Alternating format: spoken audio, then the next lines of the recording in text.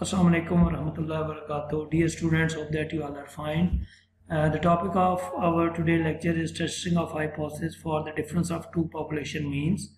ठीक है जी, आज का हमारे टॉपिक में जाने से पहले हम ज़रा पिछले लेक्चर को रिकॉल कर लेते हैं। लास्ट लेक्चर में हमने वन मीन की टेस्टिंग पढ़ी थी, ठीक है, पॉपुलेशन मीन की टेस्टिंग पढ़ी थी, जिसमें हमने जेड टेस्ट यूज़ किया था और टी टेस्ट यूज़ किया था।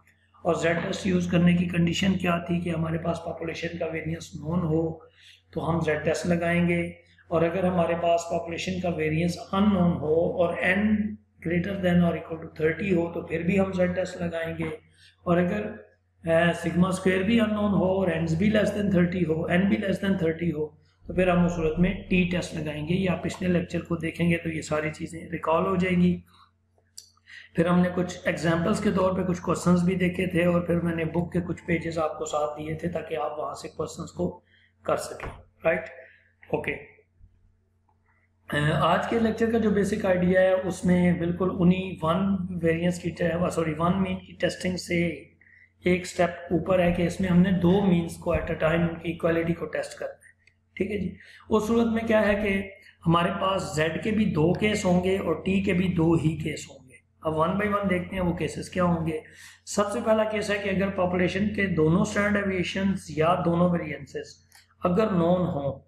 देखें इस बॉक्स में केस वन के नीचे और कोई कंडीशन नहीं है सिवाय इस बात के कि ये दोनों नोन हो। तो अगर ये नोन है तो हमारा ये जेड टेस्ट केस वन में लगेगा, ठीक है, जिसमें ये फार्मूला लगेगा और इसके अंदर सिग्मा स्केल्स आपको नजर आ रहे हैं, यही नोन पुट हुए हैं। दूसरा केस क्या है कि अगर ये दोनों अननोन है, ठीक है, तो फिर हम देखेंगे दोनों एंड्स की तादाद 30 या 30 से ज्यादा हो, तो फिर उस सूरत में भी जेड ही लगेगा और यहाँ पे ये सिग्मा स्केल्स बदल जाएंगे पॉपुलेशन सैंपल के कैपिटल एस स्क्वायर से। ठीक है, सिग्मा वन स्क्वायर की जगह कैपिटल एस वन स्क्वायर आ जाएगा, सिग्मा टू स्क्वायर की जगह कैपिटल एस टू स्क्वायर आ जाएगा। ठीक, तो ये केस हो जाएगा। फिर केस थ्री में क्या है कि दोनों पॉपुलेशन के स्टैंडर्ड डेविएशंस या वेरिएंसेस अननोन हो और दोनों एंड्स भी लेस देन 30 हो, तो फिर उसके ऊपर अजम्पशंस हमारे पास दो आती हैं। या वो अजम्पशन ये कि वो जो अननोन वेरिएंसेस या स्टैंडर्ड डेविएशंस हैं वो इक्वल अज्यूम करके चलें या अनइक्वल अज्यूम करके चलें। अगर तो हम इक्वल अज्यूम करके चलेंगे तो उस सूरत में टी का ज़ाहिर हमने जाना तो टी के फार्मूले में, क्योंकि ये दोनों कंडीशंस टी की हैं। सिर्फ ये है कि अगर अजम्पशन इक्वल की है तो यहाँ पे पूल्ड स्टैंडर्ड डेविएशन यूज होगा। ठीक है, अब ये जो पूल्ड स्टैंडर्ड डेविएशन है ये अंडर रूट के बाहर है। स्टूडेंट यहाँ क्या मिस्टेक करते हैं कि इसके ऊपर स्क्वायर लगा देते हैं और यहाँ बाहर लिख देते हैं, या स्क्वायर नहीं भी लगाते तो वैल्यू पुट करते हुए वेरिएंस की वैल्यू पुट कर जाते हैं, जो कि गलती है। ठीक, तो इस एस पी को फाइंड ये एस पूल करने की वजह क्या है कि हमारी अजम्पशन इक्वालिटी की है। ठीक, तो इक्वालिटी ने हमें equality of variance population variances ने हमें फोर्स किया कि यहाँ पे पूल्ड स्टैंडर्ड डेविएशन लगेगा। तो ये पूल्ड वेरिएंस का फार्मूला है जिसकी ये टर्म्स इन टर्म्स के बराबर हैं। ये according to situation of question जो है हम ये यूज करते हैं कि अगर डाटा x1 x2 की वैल्यूज गिवन हो तो हम बेहतर है कि हम ये समेशंस इस पहले ये इनके बराबर करके फाइंड करें। अगर सवाल में कैपिटल S1 कैपिटल S2 दिया हो इस सिचुएशन वाले सवाल में तो हम इनको यूज करके ये समेशंस फाइंड करें, और अगर दोनों स्मॉल एस स्क्वायर दिए हों तो इनको यूज करके हम ये फाइंड करें। तो खैर ये पूल्ड वेरिएंस निकलेगा, फिर उसका अंडर रूट निकलेगा, तो फिर वो स्टैंडर्ड डेविएशन बनेगा, तो वो हम यहाँ पे पुट कर लेंगे और ये हमारे पास टी की कैलकुलेटेड वैल्यू यहाँ से निकलेगी। तो आखिरी केस जो है इसमें वो ये है कि ये वेरिएंसेस आपस में इक्वल ना हो। ठीक, जब ये इक्वल नहीं होंगे तो डेफिनेटली हमें इनको पूल भी नहीं करना पड़ेगा, as it is small s1 square small s2 square put करने पड़ेंगे। अच्छा, जब हम small s1 square small s2 square put separate करेंगे तो हमें फार्मूले में वो सेपरेट नजर भी आएंगे। ठीक, जब वो सेपरेट नजर आ रहे होंगे तो वो याद हमें आ जाएगी बात वन मीन के टी टेस्ट की। उस वक्त मैंने कहा था कि जिस टी के फार्मूले में हमारे पास एक सिंगल एस यूज होगा उसका डिवाइजर उस सिचुएशन में डिग्री ऑफ फ्रीडम होगा। मैं रिपीट कर देता हूँ, टी के फार्मूले को गौर से देखें, उसमें अगर एक एस नजर आ रहा है, ठीक है, जैसे वन मीन में वो खाली एस था, एस और अंडर रूट था, और डिफरेंस ऑफ टू मीन्स में अभी अभी आपने देखा एस पी था, तो ये दोनों देखने में तो एक है, सिंगल है ना, तो उनके जो उस सिचुएशन में डिवाइजर होंगे वो डिग्री ऑफ फ्रीडम होंगे। इस वक्त देखें कि एस पी स्क्वायर का divisor n1 plus n2 minus 2 है, तो इस सिनेरियो में केस 3 में degree of freedom n1 plus n2 minus 2 होगा, जिसके ऊपर हम टेबल से वैल्यू देखेंगे। जबकि यहाँ पे तो ये एक एस नजर ही नहीं आ रहा, ये दोनों डिफरेंट एस नजर आ रहे हैं। तो अगर हम S capital small S one square का ये जो फार्मूले का डिवाइजर ले एन वन माइनस वन, तो ये एस टू स्क्वायर के साथ अनफेयर हो जाएगा, और अगर इसका डिवाइजर डिग्री ऑफ फ्रीडम लें तो ये फिर इसके साथ अनफेयर सिचुएशन हो जाएगी। तो उसका बेहतरीन हल है कि हम दोनों को कंसेंसस के साथ साथ लेके चलें और इन्हीं दोनों से ही हम डिग्री ऑफ फ्रीडम डेवलप कर लें। और वो बड़ा आसान तरीका है कि ये वाला हिस्सा ही वो प्रॉब्लमेटिक जगह है जिसकी वजह से हमें डिग्री ऑफ फ्रीडम का मसला दरपेश हुआ है। तो आप इसी हिस्से को एक दफ़ा बड़ी सी लाइन लगा के न्यूमिनेटर बना लें और एक दफ़ा उसके नीचे डिनोमिनेटर बना लें। जहां न्यूमिनेटर बने ऊपर होल स्क्वायर ले लें, ये जो टर्म्स आपको ये देखें होल स्क्वायर ये लिया हुआ है, और नीचे उन्हीं टर्म्स के इंडिविजुअल स्क्वायर्स ले लें, और स्क्वायर जहां इंडिविजुअल स्क्वायर्स लें अपने अपने n1 माइनस वन और n2 माइनस वन से डिवाइड कर दें, तो ये आपके पास डिग्री ऑफ फ्रीडम यहाँ पे बन जाएगा। तो यहाँ हमने 4 केसेस देखे। केस 1 कौन सा कि सिग्मा 1 स्क्वायर या सिग्मा 2 स्क्वायर नॉन हो तो z टेस्ट, अगर अननोन हो और n दोनों 30 से बड़े हो तब भी z टेस्ट, लेकिन कैपिटल एस वाला, और अगर दोनों अननोन हो और n भी लेस देन 30 हो तो अजम्पशन इक्वालिटी की हो तो पूल्ड स्टार डिवीजन वाला टी का फार्मूला, और अगर अनइक्वल की हो तो वही सिंपल फार्मूला, लेकिन उसमें डिग्री ऑफ फ्रीडम हम खुद फाइंड करेंगे। अब हम क्वेश्चंस को देखते हैं कि क्वेश्चंस के अंदर ये टर्म्स हम कैसे करेंगे, और क्वेश्चन को पढ़ के पहले हम उसका डाटा लिखेंगे और डाटा को हम फिर कंडीशन के मुताबिक केस के मुताबिक परख के फिर उसके ऊपर फार्मूला लगाएंगे। सबसे पहले हमारा केस है कि वो कि testing of difference of two means when sigma 1 और सिग्मा 2 स्क्वायर्स जो उनके वेरिएंसेस हैं वो नॉन है, ठीक है। तो उस सूरत में हमारे पास यहाँ पे ये जो है ये वाला हमें सवाल को देख जी।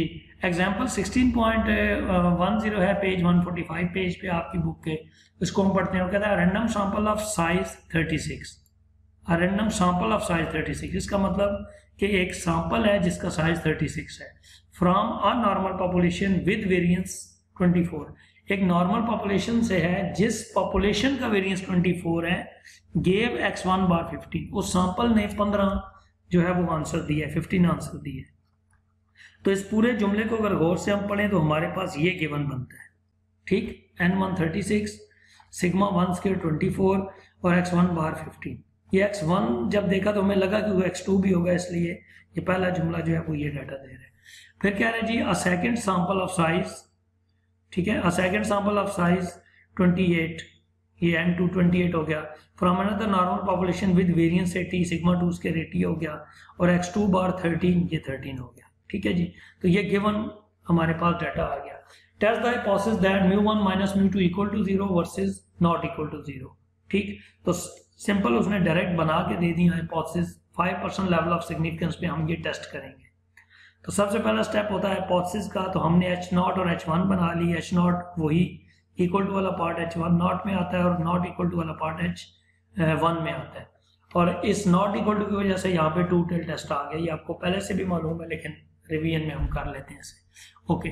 फिर हमारा लेवल ऑफ सिग्निफिकेंस आ गया 5%, और अकॉर्डिंग टू सिचुएशन, चूंकि पॉपुलेशन के वेरिएंसेस यहाँ नॉन है तो हमारा केस 1 का फार्मूला ये लग गया।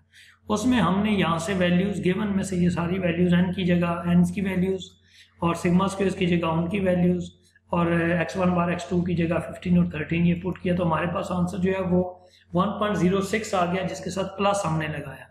प्लस लगाने की वजह यह है कि अगर हमें प्लस लगाने की प्रैक्टिस रहेगी तो हमें माइनस लगाना हम भूलेंगे नहीं, ठीक, वरना प्लस ना भी लगाएं तो कोई इशू नहीं है। लेकिन प्लस लगाने का फायदा यह है कि हम इस प्लस की वजह से हम इस सिंबल को भी समझते हैं और फिर आगे प्लस लगाते हैं।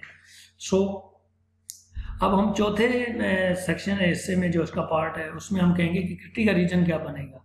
तो क्रिटिकल रीजन में क्या होता है कि वो रीजन जिसमें h0 रिजेक्ट हो, तो रिजेक्ट h0 अगर कैलकुलेटेड वैल्यू टेबल वैल्यू से बड़ी या बराबर हो गई है, बड़ी या बराबर का साइन इस प्लस की वजह से है, ठीक। अगले एग्जाम्पल में जहां माइनस आएगा ये साइन भी बदल जाएगा। तो अगर इस प्लस की वजह से अगर ये ग्रेटर और इक्वल टू है तो हम रिजेक्ट कर देंगे, ओके। अब हम टेबल वैल्यू निकाली, तो टेबल वैल्यू निकालने के लिए हम वो z की क्रिटिकल वैल्यू के टेबल में गए, तो ये वाली वैल्यू 5% अल्फा के सामने टू टेल में 1.960 है, तो ये वैल्यू आपके पास ये आ गई। तो हमने ये यहाँ में लिख दी है कि वैल्यू z टेबल में 5% के अगेंस्ट टू टेल में देखें, ये वैल्यू आ गई। अब हमने असल में जो हो रहा है वो देखेंगे, ठीक है। अब आपकी कैलकुलेटेड वैल्यू है 1.06 प्लस की, जो कि इस वक्त लेस है टेबल वैल्यू से। अगर ये बड़ी होती तो एच नॉट रिजेक्ट करते, लेकिन ये तो इस वक्त लेस है, तो लेस का मतलब ये, इसका मतलब उलट है। तो उलट है तो यहाँ पे क्या हुआ कि हमारी एच नॉट एक्सेप्ट होगी, यानी H1 रिजेक्ट होगी। और कंक्लूड क्या किया कि दोनों जो H1 हाइपोथेसिस है वो हमारी ट्रू है, यानी दोनों के मीन्स में जीरो डिफरेंस है। जीरो डिफरेंस का मतलब कि दोनों इक्वल मीन्स है। ठीक है जी, ओके। अगली एग्जांपल 16.11, और इस एग्जांपल में सिर्फ फर्क ये है कि इसमें आपको उसने जो है वो पॉपुलेशन वेरिएंस के साथ साथ x1 बार की वैल्यूज कैलकुलेट करके दी, यानी सब कुछ कैलकुलेटेड है। इस सवाल में अगर हम पढ़ें तो वो कह रहा है the two samples A and B detailed below were taken from normal populations of standard deviation 0.8। वो कह रहा है ये दोनों सैंपल्स जो ए और बी की जिनकी ये वैल्यूज दी हुई हैं, ये और ये दोनों सैंपल्स नॉर्मल पॉपुलेशंस में से लिए गए हैं। इसका मतलब ये एक पॉपुलेशन नहीं थी, इनके पीछे दो पॉपुलेशंस हैं, और उन दोनों पॉपुलेशन के स्टैंडर्ड डेविएशंस 0.8 हैं, इस वक्त नॉन स्टैंडर्ड डेविएशंस हैं। ठीक है, ओके।